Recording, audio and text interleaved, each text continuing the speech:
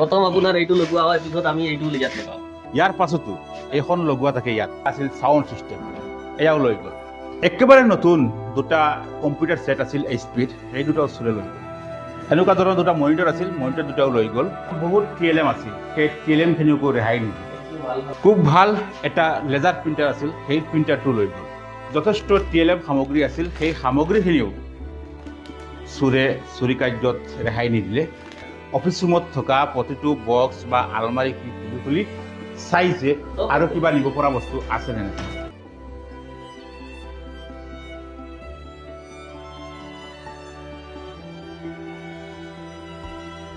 এখন বিদ্যালয়ে ৰেহাই নাপালে তেওঁলোকৰ হাতৰ পৰা, যিখন বিদ্যালয়ত আমাৰ হাজাৰ হাজাৰ ছাত্ৰ ছাত্ৰীৰ ভৱিষ্যত নিৰ্ভৰ কৰে, যিখনক আমি বিদ্যাৰ মন্দিৰ বুলি কওঁ, যিখনৰ ওপৰত নিৰ্ভৰ কৰে আমাৰ উঠি অহা চামৰ ভৱিষ্যত। সেইখন ঠাইত এনে এটা ঘটনা সংঘটিত হৈছে, যি ঘটনা শুনিলে আপোনাৰ নিজৰ ওপৰত ঘৃণ উপজিব। মই আছোঁ বৰ্তমান আমবাৰী প্ৰাথমিক বিদ্যালয়ত, আৰু যিখন বিদ্যালয় আমাৰ অঞ্চলৰ এখন অতি গৌৰৱময় বিদ্যালয়, অতি পুৰণি বিদ্যালয়। আৰু এই বিদ্যালয়খনত যোৱা বুধবাৰে নিশা এনেকুৱা চোৰে চাফাই অভিযান চলাইছে, যি অভিযানত কেইবা লক্ষাধিক টকাৰ সা সম্পত্তি চোৰে চুৰি কৰি লৈ গ'ল। অত্যন্ত পৰিতাপৰ বিষয়ে। আমি এনে এখন সমাজত আছোঁ, আমি ভাবোঁ আমি যথেষ্ট আগুৱাই গৈছোঁ, আমাৰ প্ৰত্যেকৰ হাতত এণ্ড্ৰইড মোবাইল আছে, কিন্তু যে আমি এতিয়াও কিছুমান কাৰ্যকলাপত বুজা যায় যে আমি বহুত পিছ পৰি আছোঁ। এতিয়াও আমাৰ মাজত আদিম যুগৰ সেই প্ৰবৃত্তি সোমাই আছে। মোৰ লগত আছে বিদ্যালয়ৰ কৰ্মকৰ্তাসকল, আমাৰ ছাৰসকল। আমি জানিম কি কি সম্পত্তি বা কি কি বস্তু চোৰে চুৰি কৰি লৈ গৈছে। আৰু চুৰি কৰাই নহয়, এই বিদ্যালয়ৰ পৰা যিখিনি বস্তু লৈ গৈছে, সেই বস্তুখিনি এই বিদ্যালয়ৰ ছাত্ৰ ছাত্ৰীৰ শিক্ষাৰ ক্ষেত্ৰত ব্যৱহাৰ কৰাৰ কাৰণে চৰকাৰৰ পৰা আহিছে। যিসকলে ভিডিঅ'টো চাই আছে, আপোনালোকক অনুৰোধ কৰিছোঁ, আপোনালোকে ভিডিঅ'টো শ্বেয়াৰ কৰি দিয়ক। আমি যদি সাধাৰণ মানুহ সচেতন নহওঁ, তেন্তে আমি এইবিলাক কাৰ্য কেতিয়াও ৰোধ কৰিব নোৱাৰিম। আমি যদি কম পইচাত ভাল বস্তু কিনাৰ যি আমাৰ লালস বা যি আমাৰ লোভ, সেয়া যদি আমি সামৰিব নোৱাৰোঁ বা সেই লোভটো আমি শেষ কৰিব নোৱাৰোঁ, তেতিয়াহ'লে এনেধৰণৰ চোৰে সদায় চুৰি কাণ্ড সংঘটিত কৰি থাকিব। গতিকে আমি কি কি বস্তু চুৰি হৈছে, যথেষ্ট মূল্যৱান বস্তু চুৰি হৈছে, দামী দামী বস্তু চুৰি হৈছে। এইখিনি যদি আপোনালোকে ক'ৰবাত দেখে, তেন্তে পুলিচক বা স্কুল কৰ্তৃপক্ষক আপোনালোকে অৱগত কৰাওক, যাতে আমি সেই চোৰজনক ধৰিবলৈ সক্ষম হওঁ। মোৰ লগত আছে বিদ্যালয়ৰ প্ৰধান শিক্ষক। ছাৰ, কেতিয়া কি হৈছিল? যোৱা 3 তাৰিখ বুধবাৰে প্ৰশাসনৰ ফালৰ পৰা, চৰকাৰৰ ফালৰ পৰা দুটা কম্পিউটাৰ আমাৰ বৰ্তমানে কাম চলি থকা এডুলেচেণ্ট লাইব্ৰেৰী কাৰণে দিয়া হৈছিলে। সেই বস্তুখিনি বিদ্যালয়ৰ অফিচ ৰুমত আমি ৰাখিছিলোঁ। অফিচ ৰুমত সুৰক্ষিত হিচাপে ৰখা হৈছিলে। দুটা তলা, ডাঙৰ ডাঙৰ দুটা তলা মৰা আছিলে, কিন্তু ৰাতি তলাটো কোনোবা দুৰ্বৃত্তই ভাঙি এই সামগ্ৰীখিনি, কম্পিউটাৰ দুটা আৰু লগতে প্ৰিণ্টাৰ এটা আৰু বিদ্যালয়ৰ অন্যান্য সামগ্ৰী আছিলে, যেনে চিলিণ্ডাৰ দুটা আছিলে, আমাৰ স্কুলৰ মাইক এক ছেট আছিলে, আৰু কিছুমান আনুষংগিক সামগ্ৰী আছিলে। ল'ৰা ছোৱালীৰ খেল ধেমালিৰো কিছুমান সামগ্ৰী নতুন অনা হৈছিলে, এইখিনি ব্যৱহাৰ হোৱা নাছিলে, সেইখিনিও লগতে লৈ গৈছে। পিছদিনা আমাৰ কামৰ মিস্ত্ৰী আহিছিলে ইয়াত কাম কৰিবলৈ। তেখেতে আহি দেখিছে যে তলা চলা ভঙা, আৰু এই তলা যি দুটা লগোৱা আছিল, সেই তলা দুটাও নাই, দুৱাৰখন এনেই মেল খাই আছে। তেতিয়া মোক তেওঁ ফোন কৰিছে। ফোনত কৈছে যে আপোনাৰ এই স্কুলৰ অফিচ ৰুমৰ দুৱাৰখিনি খোলা, কি কথা কি নাই গম নাপাওঁ আমি, আপুনি আহক। তেতিয়া মই ঘৰৰ পৰা আহিলোঁ, আহি পেলাই দেখিলোঁ গোটেই বস্তুখিনি চুৰ কৰি লৈ গৈছে, আৰু লগতে তলাখিনি ভাঙি যে নিছে তাৰ স্পষ্ট প্ৰমাণ ইয়াত দেখা গৈছে। এলড্ৰপ এটা বেকা হৈ আছে, আৰু যি সামগ্ৰীৰে ভাঙিছিলে সামগ্ৰীখিনি ইয়াতো পৰি আছিলে। এই বিদ্যালয়ৰ ৰড এডাল আছিলে, ইয়াত ৰডডালো নাইকিয়া, কিন্তু ৰডেৰে যে নিছে সেই কথাটো প্ৰমাণ হৈছে। বেলেগ এটা খুঁটাত লাগি আছিলে ৰডডাল, ভাঙি পেলাই সিহঁতে আনি এই তলাখিনি ভাঙিছে। তাৰপিছত দেখা পাইছোঁ আমি যে ভিতৰৰ বস্তুখিনি নাই। পিছত আমি বিদ্যালয় পৰিচালনা সমিতিৰ সদস্য তথা প্ৰেছিডেণ্টক আমি মাতি আনিছোঁ, ওচৰ পাজৰৰ ৰাইজকো মাতি আনিছোঁ, আনি পেলাই দেখুৱাইছোঁ বস্তুখিনি। লগে লগে সকলোৱে পৰামৰ্শ দিছে যে পুলিচক অৱগত কৰাব লাগে। লগে লগে পুলিচৰ ফোন নম্বৰ, মোৰাজাৰ আৰক্ষী চকীৰ ফোন নম্বৰ কালেকশ্যন কৰি আমি মোৰাজাৰ আৰক্ষী চকীত ফোন কৰিছোঁ।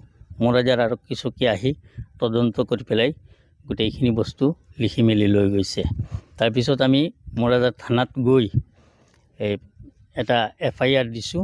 FIRটো ৰেজিষ্টাৰ কৰাই থৈছোঁ। ইতিমধ্যে আমাৰ বিদ্যালয় পৰিচালনা সমিতিৰ বৈঠকত সিদ্ধান্ত হৈছে যে বিভাগীয় কৰ্তৃপক্ষক এই বস্তুখিনি জনাব লাগে। সেয়ে আমি বিদ্যালয় পৰিচালনা সমিতিয়ে প্ৰস্তাৱ গ্ৰহণ কৰিছোঁ আৰু সোমবাৰে অৰ্থাৎ কাইলৈ আমি মাননীয় জিলা উপায়ুক্ত মহোদয়ৰ কাৰ্যালয় আৰু আমাৰ মাননীয় BO মহোদয়ৰ কাৰ্যালয়ত এই সম্পৰ্কে আমি অৱগত কৰিম। মূল্যৱান সামগ্ৰীৰ ভিতৰত কি আছিল আৰু কিমান টকাৰ সামগ্ৰী হ'ব? টকাৰ সামগ্ৰী এতিয়া কিনো কম, কম্পিউটাৰ আছিলে। এইটো আমাৰ চিলড্ৰেন এণ্ড এডলচেন্স লাইব্ৰেৰীৰ কাৰণে আহিছিলে। কম্পিউটাৰ 2টা সেট আহিছিলে। আগদিনাখন সোমাইছে, মই দেখা নাই কিন্তু বস্তুখিনি। আগদিনাখন বিয়লি সোমাইছে বোধহয়, আৰু মানে ৰাতিটো পাৰ হোৱা নাই, ৰাতিটোৰ ভিতৰতে মানে লৈ গ'ল তেওঁলোকে।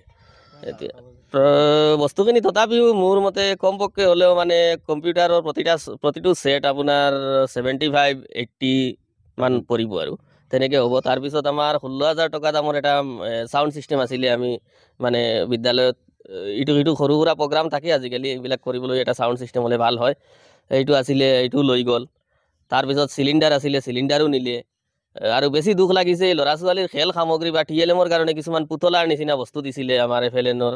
এইখিনি আমি এনেই ক্লাছ কৰাই পেলাই গৰমৰ বন্ধৰ কাৰণে আনি গোটেইখিনি অফিচত জমা থৈছিলোঁ, লৈ গ'লে ইয়াৰ পৰা মানে যিখিনি পুতলা অলপ ভাল দেখিবলৈ গোটেইখিনি পুতলা লৈ গ'ল তেওঁলোকে। এইবিলাকো কৰিছে। লগতে আপোনাৰ এই থলা ভাঙিছে, কিছু ৰেকৰ্ড পত্ৰও খেলি মেলি কৰিছে। এই চব বস্তু মানে আলমিৰাৰ পৰা আৰম্ভ কৰি ড্ৰয়াৰ গোটেইখিনি খুলিছে। বেছি বেয়া লাগিছে এইখিনি। আৰু প্ৰিণ্টাৰ এটা আছিলে, এইটো লেজাৰ জেট প্ৰিণ্টাৰ হয়, HP ডাঙৰ প্ৰিণ্টাৰ এইটো। আৰু কম্পিউটাৰ কেইটাও মানে HP হ'ব? HP আছিলে। ছাউণ্ড ছিষ্টেম আৰু ছাউণ্ড ছিষ্টেমটো আহুজা আছিলে। লেজাৰ প্ৰিণ্টাৰ আৰু চিলিণ্ডাৰ ইণ্ডেন 2টা আৰু কিছুমান মানে আৰু TLMৰ সামগ্ৰী। আৰু গতিকে এই যিসকল চোৰ খেল সামগ্ৰীও নিছে, ফুটবল আছে, ফুটবল এটা নিছে, নেট নিছে, আপোনাৰ বেডমিণ্টন নেট, তাৰপিছত এই বেট লৈ গ'ল তিনিটা বেট একেলগে মানে বান্ধি থোৱা আছিলে। ক্ৰিকেটৰ বেট মানে এইখিনি একেবাৰে নতুন আৰু আমাৰ পুৰণাবিলাকে চলি আছে, আমি নতুনখিনি নিদিওঁ ল'ৰা ছোৱালীক বোলো কমকৈ খেলিব। আৰু 3টা একেবাৰে ডাইৰেক্ট নতুন ব্ৰেণ্ড নিউ। এইখিনি মানে চোৰৰ বুজাই কি মানে সকলো বস্তু তাৰ প্ৰয়োজন আছে, যিমান বস্তুৰ তাৰ প্ৰয়োজন সকলো বস্তু সি লৈ গৈছে, কোনো এটা বস্তুক ৰেহাই দিয়া নাই। গতিকে এই মানুহখিনিক বাহিৰত নহয়, দূৰত নহয়, লণ্ডনো নহয়, এই যিসকল মহাশয়ে চোৰ কৰিছে তেওঁলোক হ'ল আমাৰ মাজৰ কোনোবা, হ'ল আমাৰ সমাজৰ মানুহ। আমি সকলোৱে যদি লক্ষ্য কৰোঁ, আমি চেষ্টা কৰোঁ, আমি এই চোৰসকলক ধৰিবলৈ কিন্তু অকণো সময় নালাগে। যদি আমাৰ চকুত দৃষ্টিগোচৰ হয় এই বিদ্যালয়ৰ বেট, কম্পিউটাৰ, ছাউণ্ড ছিষ্টেম, ইন্ধনৰ 2টা চিলিণ্ডাৰ, TLMৰ সামগ্ৰী, ল'ৰা ছোৱালীৰ খেল ধেমালিৰ কাৰণে কিছুমান পুতলা, এইবিলাক যদি আমি কাৰোবাৰ ঘৰত আমাৰ দৃষ্টিগোচৰ হয়, তেন্তে আমি নিশ্চয় ধৰিব পাৰিম এই সামগ্ৰীখিনি এইখন বিদ্যালয়ৰ। যাৰ ঘৰত এনে বস্তু থকাৰ কথা নাই, তেওঁ এনে বস্তু ব্যৱহাৰ নকৰে, এনেকুৱা মানুহৰ ঘৰত যদি আমাৰ এই ধৰণৰ সামগ্ৰীৰ দৃষ্টিগোচৰ হয় বা তেওঁ ক'ৰবাত এইখিনি লৈ বেচিবলৈ গৈছে, বিক্ৰী কৰিব গৈছে, তেতিয়াহ'লেতো আমি প্ৰশাসন হওক বা আমাৰ স্কুল কৰ্তৃপক্ষক হওক আমি অৱগত কৰা আমাৰ প্ৰত্যেকৰে জৰুৰী। যদি আমি সাধাৰণ ৰাইজ সচেতন নহওঁ, তেন্তে এনেধৰণৰ কুকাৰ্য কেতিয়াও বন্ধ নহয়। কি কয় ছাৰ? হয়, এইটো মই ভিউৱাৰ্ছসকলক এইটোৱেই ক'ব বিচাৰিছোঁ, যদি আপোনালোকে এনেকুৱা ধৰণৰ দুষ্কাৰ্য দেখা পায় বা কোনোবাই বিক্ৰী কৰি আছে বা লৈ আহিছে বস্তুখিনিতো চোৰেতো ইয়াৰ প্ৰপাৰ দাম নাজানিবও পাৰে, আৰু কিছুমান পেকিং ইয়াত পেলাইও থৈ গৈছে, গোটেইখিনি পেকিং হ'ল, লৈ যোৱা নাই তেওঁলোকে, কাৰ্টন পেলাই গৈছে। গতিকে বস্তুখিনি মানে পাৰিলে আমাক অৱগত কৰিব আৰু ৰাইজে সকলোৱে চাব। এনেধৰণৰ যদি মূল্যৱান সা সামগ্ৰী কোনোবাই কম দৰত একেবাৰে নতুন পেকিং মাল যদি বিক্ৰী কৰি আছে, আপোনালোকে দৃষ্টি ৰাখক। কাৰণ আজি আমবাৰী LP স্কুলৰ লগত হৈছে, কাইলৈ আপোনাৰ বিদ্যালয়ত হ'ব, পৰহি আপোনাৰ ঘৰত হ'ব। গতিকে এইবোৰ কাৰ্যৰ বিৰুদ্ধে আমি সচেতন হোৱা দৰকাৰ। আমাৰ এই গোটেই পঞ্চায়তৰ ভিতৰত এটাই দিছে চিলড্ৰেন এণ্ড এডলচেন্স লাইব্ৰেৰী বহুত কিতাপো আছে আহিছে টিভিও আছে কিবা কিবি এইবিলাক আহি আছে কিন্তু এই যিবিলাক মানে নিছে গোটেই পঞ্চায়তৰ কাৰণে এটা মানে মূল্যৱান সম্পদ লৈ গ'ল। আৰম্ভণিতে মানে আৰম্ভণিতে আৰু শেষ কৰি কিবা এটা ভাল বস্তু আহিছিলে লৈ গ'ল। আৰু ইয়াৰ লগত আমাৰ এই অঞ্চলৰ বা এই বিদ্যালয়ৰ ছাত্ৰ ছাত্ৰীসকলৰ ফিউচাৰ ভৱিষ্যত জড়িত হৈ আছিল কাৰণ এইবোৰ সামগ্ৰীৰ জৰিয়তে যেতিয়া ছাত্ৰ ছাত্ৰীক পাঠদান দিয়া হয় তেতিয়া যথেষ্ট উপকৃত হয় আমাৰ ল'ৰা ছোৱালীখিনি আৰু এইখিনি আমাৰ ভৱিষ্যত। আপুনি কি কয় যিহেতু আপুনি স্কুলৰ পৰিচালনা সমিতিৰ এগৰাকী সদস্য? কি ক'ম নোৱাৰোঁ, অতি পৰিতাপৰ বিষয় য'ত আমাৰ দেশত চলি আছে শিক্ষাৰ সজাগতা, সকলো মানুহ শিক্ষিত আৰু এইখিনি সময়ত এখন শিক্ষানুষ্ঠানত আহি চোৰৰ উপদ্ৰৱ চলি আছে। আমাৰ সমাজৰো এইটো লাজৰ কথা। এই সমাজৰ মানুহৰ লাজৰ কথাৰ লগতে যিখিনি মানুহে কৰিছে এনেকুৱা অপৰাধমূলক কাম শিক্ষানুষ্ঠানত আহি শিক্ষা লাভ কৰাৰ যিটো আগুৱাই যায় তাৰ ল'ৰা ছোৱালী ইয়াত আহিব, সিহঁতক পিছুৱাই যাবলৈ চেষ্টা কৰি আছে। সিহঁতনো কোন শ্ৰেণীৰ মানুহ ভাবিব পৰা নাই।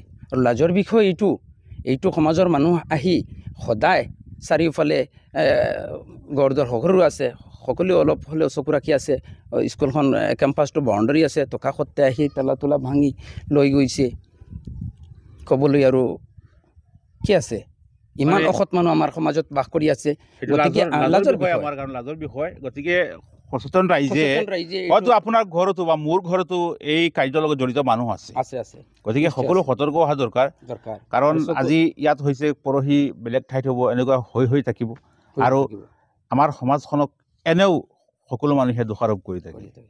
প্ৰত্যেক মানুহে ঘৃণাৰ চকুৰে চায়। অপৰাধৰ ক্ষেত্ৰত আমি সদায় আগুৱাই আছোঁ আৰু এনে ক্ষেত্ৰত যদি এনেধৰণৰ ঘটনা এতিয়াও আমাৰ সমাজত সংঘটিত হয় ইয়াতকৈ লাজৰ বিষয় আৰু একো হ'বই নোৱাৰে।